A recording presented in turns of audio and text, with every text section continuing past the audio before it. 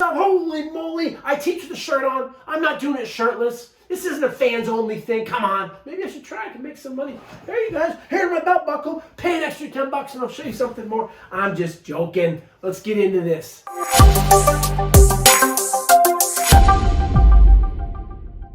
Hey y'all, it's your favorite trainer with a belt buckle. Today we're going to help you pass the ACE and the NASM-CPT. If you're not familiar with Show Up Fitness, I wrote the book, How to Become a Successful Personal Trainer, and that's exactly what I'm doing right now. Finishing volume 2 with over 400 5-star reviews on Amazon. Our CPT is changing the game. You're actually qualified. You can get hired at any gym. You can start your own gym. You understand the business, how to regress and progress. You are qualified. 90% of textbook trainers fail within the first year. In the UK, 18 months. You get a little bit more life. But what we're trying to do here is create the best trainers by helping them understand movement, anatomy of the shoulder, the hip. So when you have an assessment, you're confident and you can present a plan that's suitable for the individual and you're asking for what you're worth. Too many trainers are undercharging, or they go to a corporate gym and they work from 5 a.m. to 10 p.m. It's not sustainable. And I know, holy shit, you got rear-ended by a foam roller and you can't get a refund within 28 days. That's why we have these questions. If you cannot get a refund or if you failed, ask yourself the big fucking question. If you would have passed, would you be ready to start training? I get it all the time. Chris, I'm NASM, ACE, ISSA certified. I'm fucking clueless. Where do I start? I have imposter syndrome. It's like, I know how to train myself, but I have no idea to help other people. Well, no shit. It's a textbook. You need to be able to ask questions, and that's what our CPT allows. We're online. We have in-person physical locations in Los Angeles, San Diego. We also have a gym in Santa Monica. We have gyms training clients, and you go through an internship in person. You're going to get to see what it's like to actually train. But if you can't make it to Southern California, that's why we're online. You get to interact with the hunk himself. Holy moly, I teach with a shirt on. I'm not doing it shirtless. This isn't a fans only thing. Come on. Maybe I should try. I can make some money. There you guys. Here's my belt buckle. Pay an extra $10 and I'll show you something more. I'm just joking. Let's get into this. I know you're losing your shit right now because you're freaking out about passing this exam. So this is what you need to know. Obviously, you need to understand the assessment. Those are chapters that have a lot of other YouTubes on. We've helped 3,100 people pass these. Listen to what I have to say. Don't go through their quizzes. Don't read the whole textbook. Don't get other people's study guides because they don't know what the hell they're doing. They're telling you to go through the whole textbook. What? No. You want to get through this as quickly as you can so then you can get into our CPT and actually learn how to be a trainer, because these don't help you with that. They're outdated. 20 years ago, this is when that stuff was made. They're still using the same outdated information. So what you need to know are the basics. So for example, I'll put this right here and I'll leave it up there for a second. You notice while your client is performing the single leg squat, their knees cave in. Which of the following would be the best exercise to begin with? This one's geared more towards NASM. Ice skaters, multiplanar single leg hops, single leg balance and reach, or body weight squat. Correct answer for this one, C would be the answer. When the single leg balance and reach, so the standing leg, so if I'm standing up on my left leg, is not moving. There's no eccentric or concentric. If there is eccentric and concentric, that's going to be in phases 2, 3, and 4, 2, 3, and 4, which would be strength. When you're changing your base of support, that's going to go into power. The correct answer would be C on this one. If your client goes to Lululemon to get some workout clothes, which stage of change are they in? So remember, they're not thinking about exercise, which is pre-contemplation. They're thinking about it, which is contemplation. They're exercising, but not regularly, which is preparation. Exercising regularly, but not for 6 months, which is action. And the last ones are doing it regularly for 6+ months, which is maintenance. The answer for this one would be C, preparation. Number 3, your client tells you about the pain that they have in their ankles, which is claudication, and the medication that they're taking for it. What kind of information is this? This is more geared towards ACE, but you would see something like claudication, which is a contraindication to movement. Contraindication means you should not be doing that exercise or type of movement.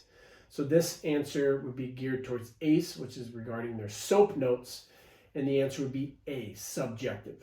SOAP note stands for subjective objective assessment and progressions. The next question, 2/3 of your glycogen is stored where? What is glycogen? Is it the liver, muscles, blood, kidneys? Glucose, when we consume something like a piece of fruit and peanut butter, we're going to break it down into the smallest units. So amino acids for protein, fatty acids for fats, and then monosaccharides for carbohydrates, of which one of those is glucose. Glucose is going to be floating around the body, and we're going to the brain's going to take in some, the liver, the heart, we're taking in fuel. The excess is going to be stored as glycogen in your liver, your muscle, and trace amounts in your blood. The majority is going to be stored in your muscle. Your liver, which starts here, comes over, has about 1/3 storage capacity. You have a little amount in the blood. Excess will then be stored as fat, and that's the whole misconception behind carbs make you fat. Well, if you're exercising regularly and doing multi-jointed exercises, pushing and pulling, squatting and hinging, and unilateral transitional movement patterns, then you'll be depleting a lot of that glycogen. So then when you consume carbs, it's going to replenish it. The more you know. What muscles are most likely short if a client demonstrates an arching low back during the overhead squat assessment? So the word overactive, short, or tonic, they're all used the same. They're overactive. We want to calm them down via foam rolling for 20 to 40 seconds and then stretching. So the opposite ones, which are underactive, lengthened, or weak muscles, those are ones that we want to strengthen. So a common one, your clients in overhead squat, dumbass movement screen, don't do it, knees fall in the frontal plane. How would I fix that? Band walks. Remember, frontal plane here, AB and AD duction. Transverse has rotation, horizontal abduction, and sagittal is going to be flexion, extension, back and forth. So for this question, you have psoas major and semimembranosus, hip flexor and gluteus maximus, sartorius and gracilis, awesome names by the way, both muscles, hip flexor and bicep femoris. These textbooks aren't going to test you much on anatomy. It's only going to be overactive and underactive. For Show Up Fitness, our CPT, you need to know the 17 muscles around the shoulder, 20 of the lower body. So all of those you would recognize where they're at, and you'd see like the semimembranosus, which is a medial hamstring underactive muscle. The psoas major is overactive. So that would not be the answer. Hip flexor and gluteus maximus, that's 1 over, 1 under, not the answer.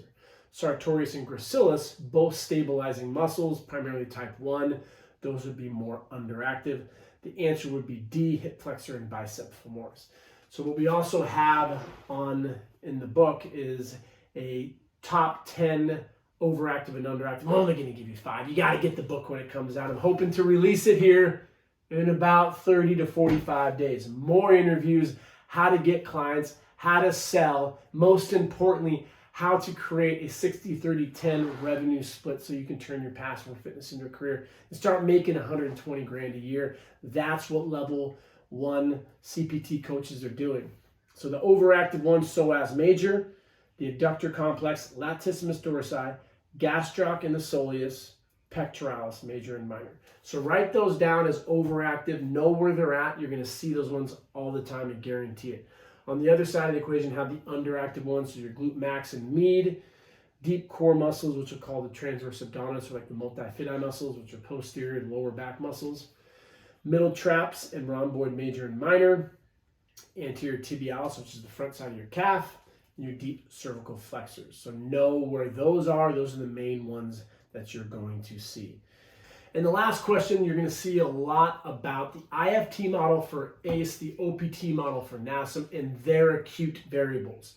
So for this one right here, your client just completed 12 reps of the push-up. What is the agonist during this exercise?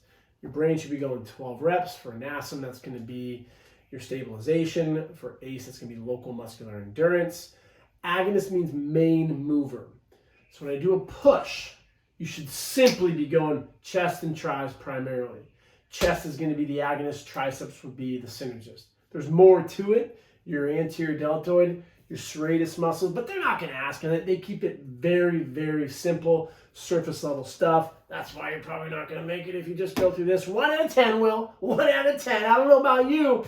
95+% make it when they go through this. A year later, they're still training. So you tell me who the gold standard is. Is it the belt buckle or is it a textbook? It's pretty simple. So this answer would be D, the pectoralis major. So when you look at the main movement patterns, vertical push and pull, horizontal push and pull, a squat, which is more knee dominant, so your quads are working, a hinge, which is more hip dominant, so your glutes are working more.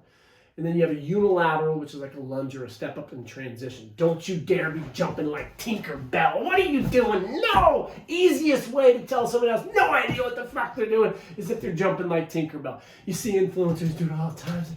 What in God's name are you doing? That is not how you jump. As a strength coach, we have a CSCS prep course, which is considered the gold standard because it really is. It's a legit certification.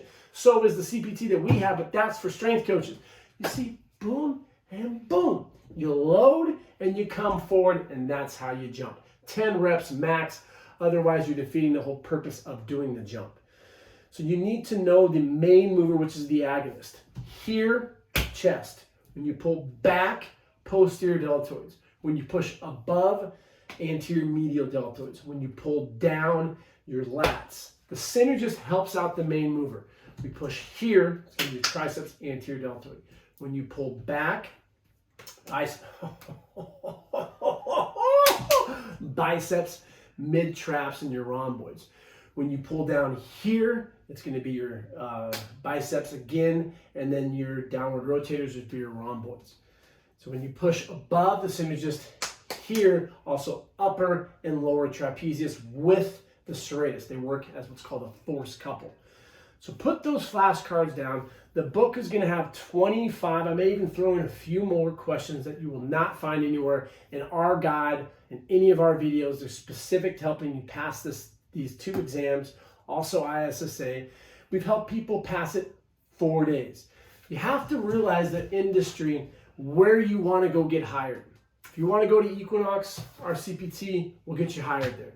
If you want to go to a specific mom and pop gym, they may say, I love me some NASM. You got to have your NASM cert. Well, we can help you pass it. I was talking to a kid the other day and said, I went into a gym, I had to show up in a CPT and they didn't accept it. Yeah, some people want the NASM. Guess what? If a NASM trainer or an ACE trainer came to Show Up Fitness out of La Jolla, West Hollywood, or Santa Monica gym, we're not hiring them. I know so many gyms that are prefaced to the NSCA, the ACSM, whatever it may be. It's like, who cares? Okay, textbook certifications are not going to make you a great trainer. You need to gain hands-on experience with proper supervision. So where you go, your environment is going to dictate how successful you are. You need to get into that gym. So figure out what they want. If they want one of these, our guides will help you. These do not prep you for success, as you don't get asked questions about programming and so forth. That's why we have guides to help you pass them. I've been a teacher for well over 10 years. I taught at a school called NPTI, and I taught NASM, NSCA, and ACSM. I know that stuff more than probably anyone in the world. You go on other YouTubes, people saying I can help you pass. 3,100 people. 3,100 people have passed these. It doesn't mean they're qualified. When you go through our CPT and you get this sucker, read the book, it clicks, and you're like, holy shit, this guy's kind of obnoxious with his belt buckle and stuff, but it makes sense. The stuff in here, it doesn't make sense. When you learn movement, the foundation, movement competency, and you build on that via the 4 ways to optimize programming, exercise variety, you have individuality, specificity, and overload. When you understand anatomy, when you talk with professors, which we have on our team, physical therapists, which we have on our team, registered dietitians, which we have on our team, and other instructors who are doing what you want to do, it just eliminates all the static from social media, looking at a bunch of weird shit on there. Is this how you're supposed to do it? Are carbs bad? Ask the professionals. So you eliminate all that bullshit, and then you can help your clients, and that's ultimately why we're doing this. One time in my life, someone got into fitness for not helping people. It was an 18-year-old. He's like, Chris, I want to get chicks. I'm like, I love you.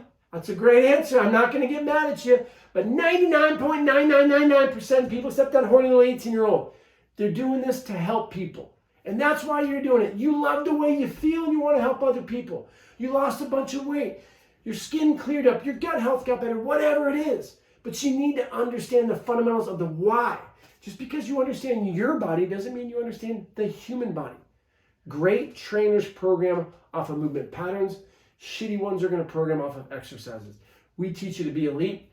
That's exactly what you're going to get when you show up. Comment below. Let us know what you think. If you want to sit on one of our live classes to become a certified personal trainer to Show Up Fitness, we have classes every single day. They're recorded. They're put into our platform.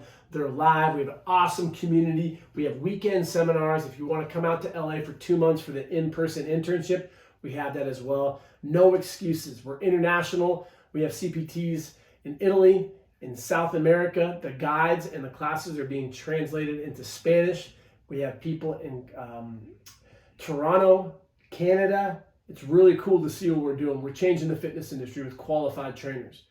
Textbook trainers, they're dinosaurs. If you want to become a qualified trainer, Show Up Fitness CPT. Have a great day, y'all. Keep showing up.